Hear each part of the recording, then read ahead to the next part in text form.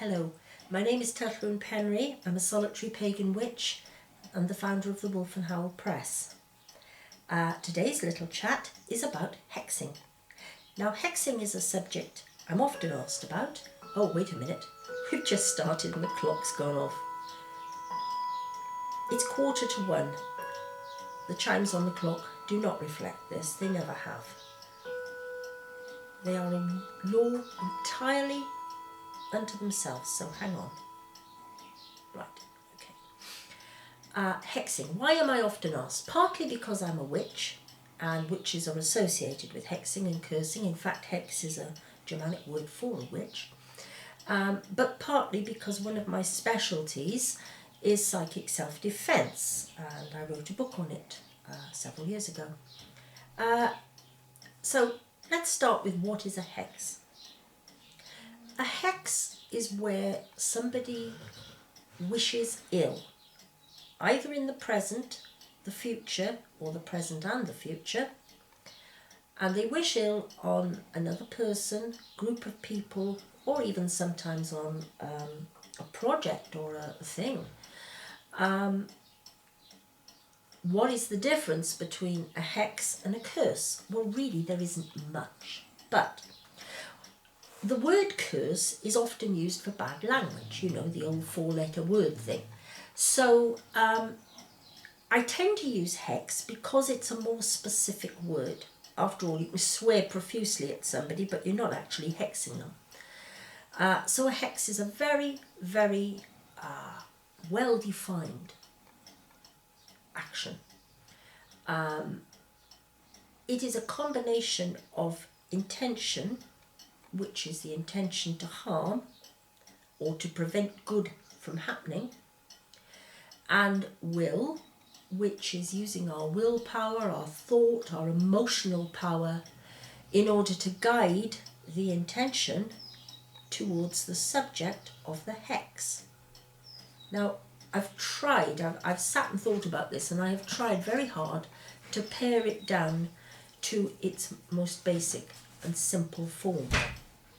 That crash was Noah lying down. He just threw himself against a door. There is another video on will and intention in magic, and if you haven't quite understood that part, then I would recommend you go and listen to that little video, because it does explain exactly what will and intention are.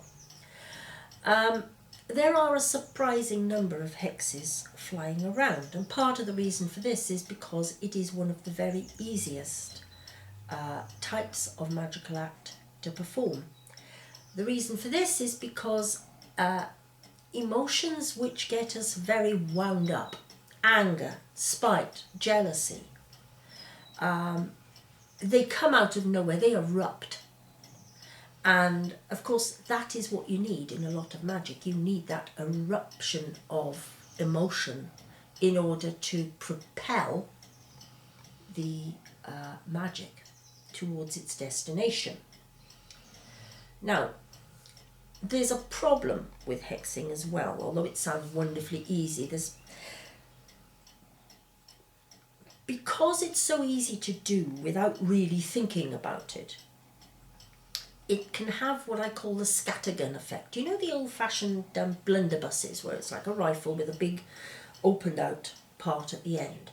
Well, that's exactly what can happen to the magic. It just goes off in all directions, and sometimes people who have very little to do with the original target get in the crossfire, and they get hurt too. Hexing can work in many different ways. It can work because, like all magic, it can bend chance. But it can also work when the target is aware that they are being hexed.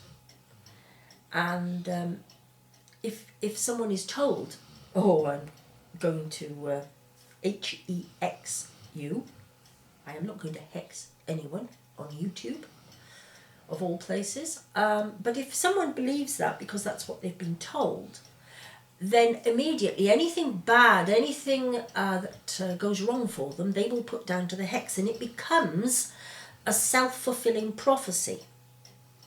In other words, essentially people hex themselves. They are so convinced someone is out to get them, they become paranoid. Now, we all know the old saying, just because we're paranoid, oh dear, there's someone who's paranoid down there. Right on cue, little old. But just because we're paranoid doesn't mean they're not out to get us. So we have to be careful of this, that we don't end up hexing ourselves.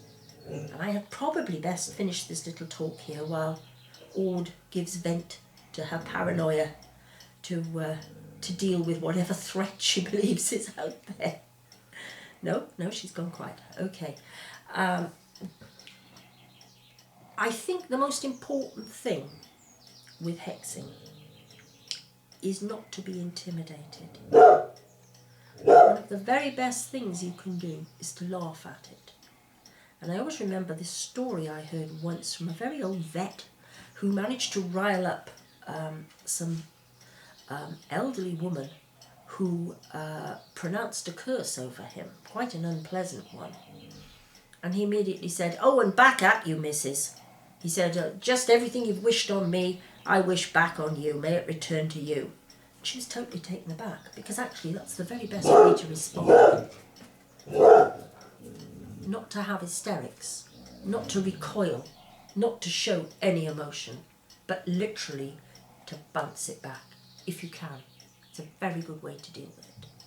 Anyway, I hope that's been helpful, and we'll meet up again very soon, and thank you for listening. Thank you. Goodbye.